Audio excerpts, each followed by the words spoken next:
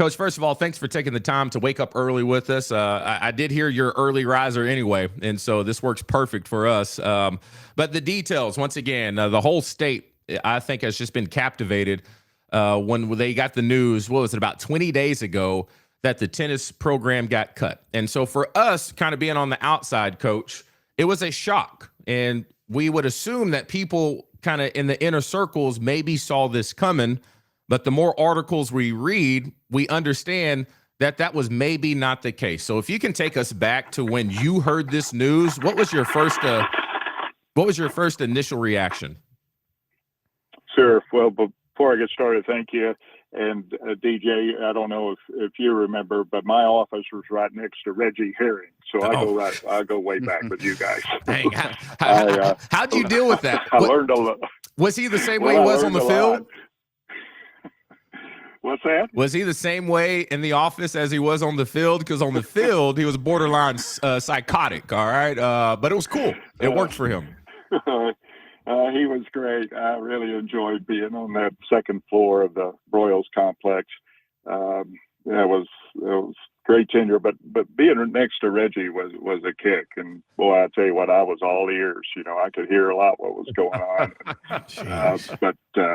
But it was rocking and rolling there with Coach Petrino and you guys, and but I enjoyed my time there. But going back to about 3 weeks ago today, it's when we got the news. I was out at Paradise Valley just checking in and paid my money to play in the Arkansas, the A Club, for the spring football weekend, the golf event.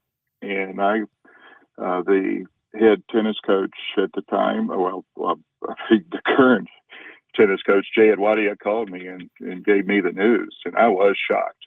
Came out of left field. So I was caught off guard, as everyone was in the tennis community. And, it was kind of hard to believe that there wasn't any dialogue before. But, here we are 3 weeks later. And I will say, I appreciate Hunter Yurachek and the Chancellor for hearing the voices and concerns and Razorback tennis community, not only from former athletes, but from the tennis community as a whole, not only around the state of Arkansas, but the whole country. So, if there's a positive thing, hey, good things can come out of dialogue and having your voices heard. And it has been a long 3 weeks, but going back to that day, that was a tough day. And I sure felt for the student athletes on both sides, the men's and women's programs, because men's were getting ready to prepare to go play the NCAA tournament. And, that was very difficult for those student athletes. But, they went down to TCU the following week and represented the Razorbacks so well in the state. And they were pounding their chest with that hog on it. And we couldn't have been prouder. So a question, I don't want to speak for the masses, but I think for us here on 4th and 5 is what was explained to you in your conversations when it comes to, hey, Hunter Yurachek, Chancellor, why didn't y'all kind of let us know that this was potentially going to happen before it happened so we could avoid, getting into the national spotlight of cutting a tennis program and then needing to bring it back? And now you have like this cloud of people is Hunter Yurachek not doing good at his job? Does he go behind? All these type of things I think were avoidable if the conversation would have happened beforehand instead of after. Yeah, and those were a question that I asked Hunter. I was able, several days later, we were able to sit down and had a good talk. And I asked that question, and, and we realized that the college athletics is changing all the time, and finances are always being moved around. It's like a shell game to me. I don't understand a lot of it, but that was the narrative, that it was purely financial, and I think this could have been avoided. We could have had this conversation a month or two earlier with the coaches. Obviously not me. I'm removed from the program, but I would think that he would call the coaches in and have this conversation with them. And I think a lot of this could have been avoided, but of course that's not the way it went. But I just think that if there's a good thing that has come out of this is regarding the state of college athletics. I think it kind of shined a light on what could happen to non-revenue sports around the country due to all of this NIL and the changing landscape of college athletics. I'm sure you asked this question because, like I said, you're very, very much involved in this. If it did come down to the financials, why tennis? Because you look at the fiscal year, there's other programs up there at the University of Arkansas that lose a lot more money than tennis does. There's only two that make money each and every year with football and basketball. What was the explanation between you and Hunter Yurachek of why he chose tennis? Well, I think it goes back to purely financial was the narrative, and looking to save $2.5 million a year with two programs, and that was the narrative. And my question was, $2.5 million is not that much, but in the grand scheme of things, but apparently it was. And again, I'm just, I'm smiling this morning. I really am. I mean, we're stronger than we ever were. That's awesome. The community has come together, both financially and the boosters and the donors and the farmer athletes in all sports. I think we really have stepped forward, and it shows you if you talk loud enough, and I think you can get an audience. And man, I'm happy the Chancellor and Hunter, were open to a dialogue later on, and it led to the reinstatement, which we're forever grateful. Coach Josh Throne here. I actually want to say thank you because I had the chance of experiencing what you did with the Arkansas tennis program. And I mean, I used to think when I was there in 2008 to 2011, you had guys from all over the world there. I remember you had Michael Ward, Matt Walters, Matt Hogan, a handful of guys, Christopher Knott, all these guys, Taj Harrison, and Jonesboro's own Matt Walters. So you had a lot of people from a lot of different walks of life, and you built an awesome program there for a long time. I know it's been existing for quite some time. So I'm interested, when you heard of this, that they're cutting this program, it had to cut deep, but how quickly were you able to organize this money? Were these people already organized? These donors were already ready to do this, or did you have to rally the troops? I didn't have to rally at all. It was kind of organic. All the former student athletes, they all came together themselves, and it sure wasn't me. I was a small part of it. We had some good leaders on both the men's and women's side that behind the scenes just rallied the troops. And I guess in today's age with social media and these kids, you mentioned a great group of kids, Walters and Hogan and Mike Ward, Chris Knott, they were all staying in touch with each other. So you had all these different generations of tennis players all staying in touch with each other, then communicating actually together, and it all came together. It was something to see, and it was a blessing to watch this come together.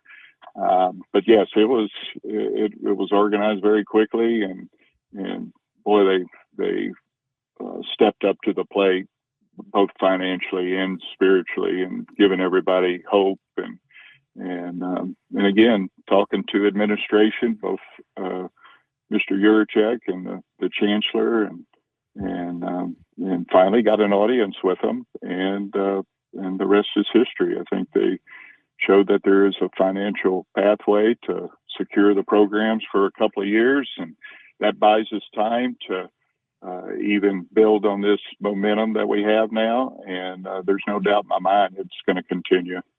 Okay. Because that was my next question. I was going to ask you now that we've secured this amount of money, but what's the long-term plan to make sure that we don't end up in the same conversation with Yurachek and this program doesn't end back up on the chopping block? Yeah, absolutely. Well, I think like I alluded to, I think we're stronger now, and to watch the community come together with the the donors and the former Razorback tennis athletes and the alumni. I know we're stronger now than we were 21 days ago. We proved it, and we've come together, and it just shows you what a common cause. When people are fighting for a common cause, they've rallied and they're organized, and I don't think that's going to be a problem. We're going to sustain this thing and for the long term.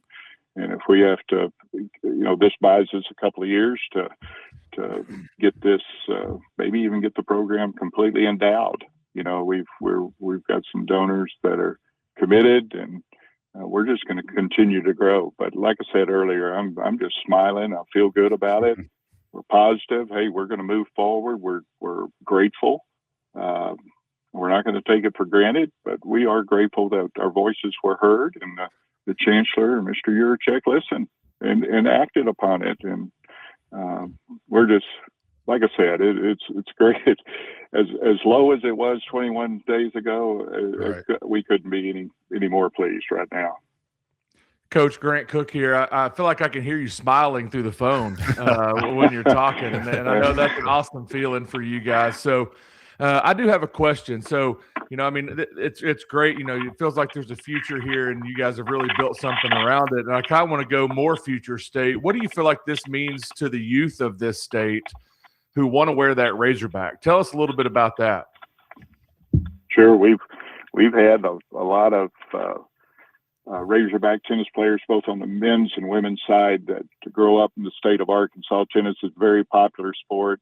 We're still going to elbow out pickleball from our courts eventually, but it's a very popular sport, and it couldn't. The kids, it just gives them hope again, and I don't think they ever lost hope in 21 days. But no, there's a great tennis community in the state of Arkansas, and of course everybody wants to grow up and compete with that hog on your chest, and it's no different in the sport of tennis. We have a long history, and we have a good long history of Arkansans representing us very, very, very well on the court. And but yeah, it's a great point. All the kids playing this great sport, and this gives them. We have a good turnout on match days, and I know Coach Edwadia does a good job, and Coach Tucker does a good job. Sometimes they'll have a kids' day at the university, and different groups from Little Rock will come up and watch the Razorbacks. So they're very involved with the youth. Coach, we got some comments coming in right now, and somebody's like reading my mind. Do you think this is a huge wake-up call, not just for the University of Arkansas, but all sports now, since we've transitioned into this NIL era of revenue sharing, where the money comes from? Carson in the chat says, why don't we just cut the football program so we can raise about $40 million to keep it?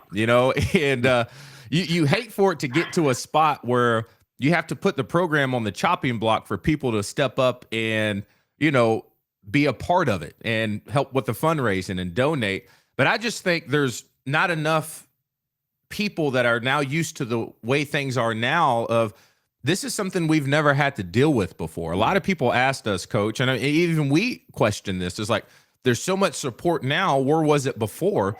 It's just a different landscape in college sports. And I don't think this is just exclusive issue that Arkansas was dealing with. We feel like a lot of programs and a lot of other colleges are going to be dealing with the same thing, because now schools have to figure out, we need money and we got to put it somewhere because we got revenue sharing. Texas has $167 million in contributions and donations to their athletic department. Arkansas has 37. Do you think this may spearhead our fundraising efforts of people who like the smaller sports, of saying, hey, we got to step up and make sure we take care of a program that we really love and we want to remain at Arkansas? Absolutely. If anything, like I said, it's this shined a spotlight on what can happen to a non-revenue sport and an Olympic sport. And I think across the country, you're seeing some programs drop, some tennis programs and other sports as well due to this. And gosh, it seems to be changing from year to year. I know that I would, I know I would have tough time coaching in today's environment.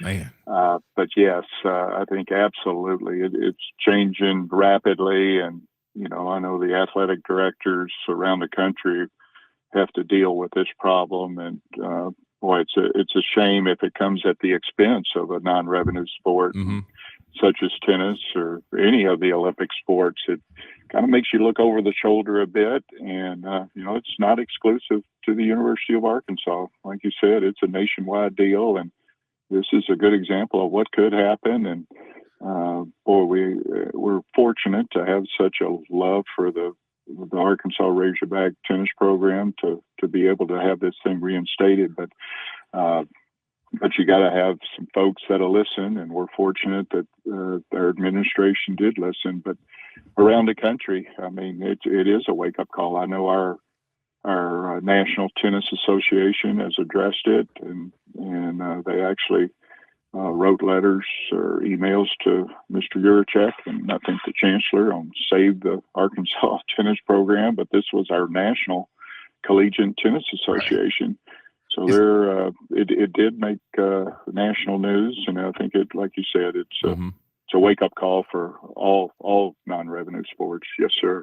Is there a plan now moving forward to have an open line of communication year to year, whatever it looks like, between Hunter Yurachek and the tennis team, whoever else is leading this charge, to make sure that we know if and when decisions are coming up that could cause the program to be in jeopardy?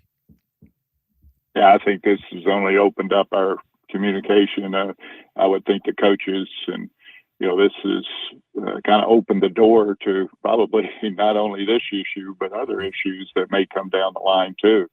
That, hey, you better, if you see a problem looming at other schools, you better address it as a program here as well, no matter what it is in this changing landscape. And what those problems may be, I don't know, but I'm sure there's going to be more changes in the future around the country. And what would Reggie Herring do? What if we could call on him right now? Man, I'm glad Coach Reggie Herring isn't a tennis coach, because he would have busted down some doors. Hey, what the hell's happening? It wouldn't have been good. Johnny McEnroe is who he would be.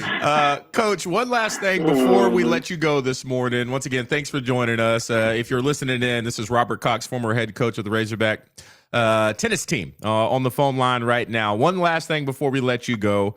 We're a big proponent of making sure that anybody that wants to play sports at the University of Arkansas, we're always trying to recruit. This is just what we do here for a lot of athletes. Doesn't matter what the sport is. If you were the coach right now and there's a kid in high school that wants to come play tennis at Arkansas, I could see why a parent or the kid may be having the conversation of like, do I want to commit 4 years to this school? What happens 2 years from now? Am I going to be in the same situation that these kids are in now? If you were the head coach right now, how would you handle that conversation? Well, I tell you what, that's a good one. And I would just be as excited as I ever was. And, I'll default back to our current coach, Jay Adwadia, on the men's side. You talk about having a great culture here, current culture. For what he did to take that team that was cut to go down to compete in the NCAAs, that's all I would have to show the parents of how hard these kids competed and our commitment to Razorback tennis. And it's an easy sell. As y'all know, the Razorback facilities, the culture, the school, the support that we have. And then we would lean on our Razorback history. We're here to stay, and we're only getting stronger, and that wouldn't be a concern. I would comment on that right on the front end with any parent. Say, hey, we are going to be fine. Here's what we've done. This is how we came together as a state. We solved the problem. Tennis players are problem solvers and gladiators, and we'll move on from this, and it's only made us stronger. come on, play for us. There it is. Go Hawks. Coach, we appreciate you, man. Have a good morning. I know you're about to go on the media tour right now, so tell everybody we said hi. Keep on spreading the word, and we appreciate you for you and the efforts, along with everyone else who had a big part in doing this. I know some people are just like, it all matters at the University of Arkansas. Once a Razorback, always a Razorback, and we have everybody's back. So, Coach, we appreciate you. Have a good morning. Thanks for the call. Absolutely. Thank you, guys. Go Hawks. Go Hogs. All right. Once again, that's former tennis coach, good old Robert Cox, hanging out with us this morning. Great stuff from him, fellas. That's so funny. He was next to Coach Reggie Herring. They ain't no telling what he heard. No telling. I was thinking, like, he's a funny dude, right? Reggie Herring. But would you want your office next to him? You could have made a show out of that. And also, could you have imagine, like, Coach Cox, like, you know, I want kind of more meek and a little bit more mild, a little bit more chill. like, you know, and you got the two different sides of the spectrum right there as far as personalities are concerned, and they share a wall. Yeah. That could have been a TV show for sure. Dang, that takes me back. I mean, I keep forgetting, guys. We're getting older. I was at that. Remember, I was at that speaking event. Every day, DJ, you're just figuring that out. We were at that. Remember, I told you I was at that event where I was speaking and I was talking about walks of life and all these paths take you down to where you're in a room where you're just like, wow, I feel like I made it, you know? And because I was talking about the ups and downs in life, I said, man, I was, you know, at the Kentucky Derby, I was hanging out with boys to men. Kids were just like, who's that? I was like, what? Oh. You're like, man, they're like, I got a couple old heads in the back saying, woo. That's about it. Jeez. Unc in the back like, boys to men. Yeah, you go, DJ.